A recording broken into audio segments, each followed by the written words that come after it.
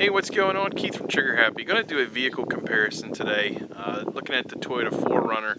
I'm going to compare the newer generation, which started in model year 2014, versus the last generation that you can see here. And this one happens to be a 2010 model. So there's some differences that Toyota introduced in the newer generation model that we'll kind of take a look at. If you're in the market for an SUV, maybe a mid-sized SUV, you'll find that the 4Runner is the absolute last in its class to still be built on a frame. Everything else has went to a, more of a unibody style, and that makes the 4Runner the most capable in terms of off-road versus on-road that there is out there today. It has an excellent four-wheel drive system. It hasn't went to the all-wheel drive system that a lot of vehicles have. So the four-wheel drive is definitely more capable off-road, maybe on a trail or in snow, than the all-wheel drive system that a lot of vehicles have employed is. There are some major differences in the new generation versus the old generation, and then a lot of just minor tweaking here. So in terms of the powertrain, you still have the tried and true 4-liter V6 coupled with a 5-speed automatic transmission, and that has not changed at all from one generation to the next. Now Toyota is introducing a newer engine in the Tacoma for the 2016 model year. We'll see if that transfers over to its sister vehicle, which is the 4Runner here. Not sure yet. And it will also be coupled with a 6-speed automatic transmission, so we'll see if the 4Runner gets a little upgrade there. Now in terms of the most significant difference that you can see here, and that is the front end. It has much more aggressive lines and aggressive styling here on the front end. You'll see that my wife calls it's kind of an angry bulldog look. It's kind of got a different headlight design. They've moved the grille and widened it significantly. The bumper is kind of repositioned as well. It's more of a blocky look. And if you take a look at the old one, got a little more chrome trim there. The fog lights are set, the fog lights are set somewhat lower. So it's just a little different look. And I'll show you some side shots here in a moment, but that's the most significant change you can tell just right away on the new generation 4Runner. As I was saying a moment ago, it's definitely got a more aggressive look to the front end. You can see here the headlight design is definitely different, and it's just kind of a more squared off look here on the front. You also notice that they've changed the design on the mirrors. The side mirrors are somewhat different. There is the 2010 model, and you can see that there's a slight difference there as well. This one came standard. We're looking at on the left an SR5, which is more of the base trim in the last generation. On the newer generation, this is an SR5 Premium, and there's a few upgrades that we'll go over here shortly, but pretty much the same model overall that we're comparing one to the other. The newer one did come with running boards. Now I don't know if that's a standard option or it just comes on the SR5 Premium, but the old one did not have running boards, and you'll notice there is a little bit of chrome trim there on the bottom. You've got chrome handles there as well on the doors. You've got more of the color-coded handles there on the current generation, which I happen to like a little better, just my personal preference. As far as the wheels go, they still employ a similar 6-spoke design. I do prefer the older wheels as opposed to the newer. The newer just kind of, I don't know, it looks dirtier to me. Picks up a lot more brake dust and road dirt. I don't know if it's the little grooves in the wheel design or what, but I do prefer the older design, which you can see here. Just more of a clean and simplified look. I just like it a little bit better. It's personal preference, I guess, though. Taking a look now at the rear end, there is a slight modification to the tail light design. Not a significant change at all. It looks very similar. You've kind of got maybe a little more sleek or modern look here on the newer model. You also notice that the badging is a little bit different. On the older model, at least in the SR5 trim, you can see that it is completely chrome. 4Runner and the Toyota badge are all one piece, really. On the newer model, which I happen to like significantly better, you've got a color-coded design behind it. depending upon what color your vehicle is, and then kind of the 4Runner logo and the Toyota logo kind of coming at you there, just like that, a little bit better. The bumper design is also somewhat different. You've got again a little more squared look here on the newer model. The older model, you've got it more chrome here as well. Hitch is in pretty much the same place now. The electrical hookup seems to be in a little better position on the newer model, which I happen to like a little bit better. I do use these to pull a trailer, and it is a little bit easier on the newer model.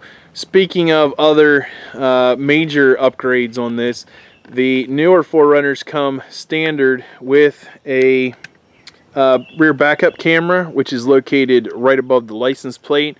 The older ones, you had to have either a premium model with the Intune system to get that. So I like that it's now standard. I think that's an excellent upgrade. I think most vehicles have gone to a backup camera, and I find it extremely useful and something that should be on pretty much everything. As far as they both still have the same spoiler, both still have the same moonroof option. Not a lot of changes there. So we'll move on to the interior. Looking at the interior, there's been some refinement to it, namely the optional premium package in the SR5. With the premium package, you do get this soft text kind of faux leather look here to it. I like it. It adds heated seat options to the SR5 package, which I think was missing. You had to get the premium before, or I'm sorry, the limited before to get a leather option. No, soft text is not real leather, but it's pretty close, and it works pretty well to keep clean and for, again, use for heated seats. In terms of the overall design, it's very similar to the older style. The inclusion of the Intune is very nice. You've got a relatively small screen here. Yeah, we use these cars, so yeah, they are a little bit dirty, so forgive that, please. But the buttons are in pretty similar positions in terms of the heating and cooling knobs and things that you were used to on the last generation. The dash is a little bit changed. You've got kind of a faux metal here look to the glove box, which you can take or leave. This particular interior is all black with a little bit of silver. If you upgrade to the trail model, you do get some additional features there. In terms of the four-wheel drive system, they have went to the knob system on everything but the trail. Personally, I prefer the older system, which was more mechanical. It was actually like a shifter knob. I do like that better, but that's just me. Gauges are, again, redesigned a little bit. This vehicle has about 18,000 miles on it, so we've driven it a fair amount. Averages about 21 miles per gallon overall. I get about 22.5 on the highway and about 17 or so in the city. So overall, fuel economy is not bad. Door design, very similar there as well. Moving on back to the second row here, and we do not have the third row option in this particular vehicle. Again, you've got, this seat is somewhat reclined, which is nice. You've got a fair amount of leg room here, and again, there is stuff in here. We use this vehicle regularly, so you've got rear cooling there. Now, it's not its own temperature climate controls or anything like that, so pretty basic, but pretty nice amount of room in the back. We'll take a look at the rear now in the cargo area.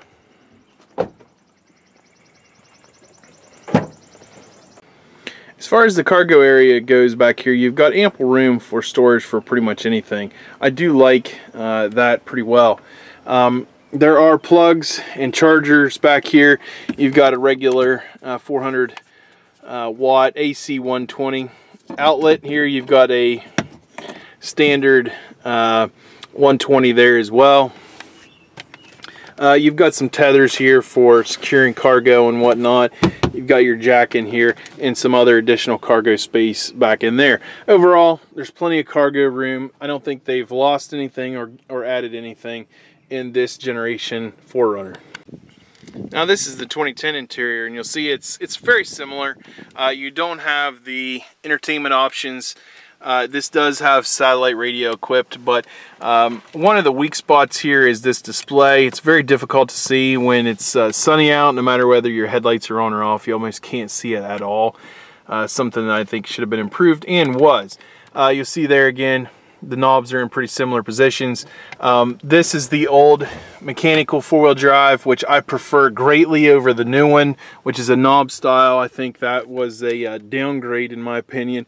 You've still got some steering wheel controls in the older one, but they have upgraded that somewhat in the newer one. And you'll see here, if I can turn the wheel here a little bit, that's the instrument panel, and that is upgraded on the new one as well. The interior is held up pretty well on this particular 2010 with about 70,000 miles. I think it's done pretty good for as hard as we ride them, but you know, I do prefer the newer faux leather look over this one, I guess. Now here on the second seat, second row, you see the cargo or the legroom is pretty similar, and these seats are reclined as well, so decent amount of headroom in here. So pretty much the interior is very similar. Now this one does have a third row, which is completely useless. If you're looking for a third row in a 4Runner, I'd look elsewhere, maybe even to a van. I do not like the third row seating options in the 4Runner model, just my personal. Now you see here, here's the cargo room in the older 4Runner, and it's definitely been somewhat redesigned in the newer one. You've got a little less storage space in the older one. Again, this is the third row option, so yeah, there are cup holders and things back here that you won't find in the two row design, but overall it's ample cargo room, and not a big difference between one and the other. Well, that kind of concludes my review. I'm very happy so far with the newer 4Runner. I think the 2014 or 2015 models are a step in the right direction while keeping what makes 4Runners so attractive to most of us, which is that off-road capability, and you know, not losing that in their redesign here. A lot of companies have moved away from that and made more of a car-like ride, which is nice, but in terms of capability going through soggy stuff, snow, like where we live, it just doesn't hold up near as well. And like I mentioned earlier, the four-wheel drive system in the 4Runner is second to none. It's absolutely outstanding, and it'll pretty much pull you through anything. Now, the standard tires that come with these are not very good. Something you want to look into. I do have a little better tread pattern on the older one here, but overall, I still find it to be a very capable and excellent vehicle if you're looking for something that can take you off-road or take the kids to soccer practice, either one. These both retail. The older one, when I bought it new, was approximately $35,000. The newer one here with the upgraded premium package was just shy of $40,000. Those are real-world prices. That's out the door and everything, and I think that's pretty reasonable for such a capable vehicle. So thanks for watching something a little different on my channel. We'll see you next time.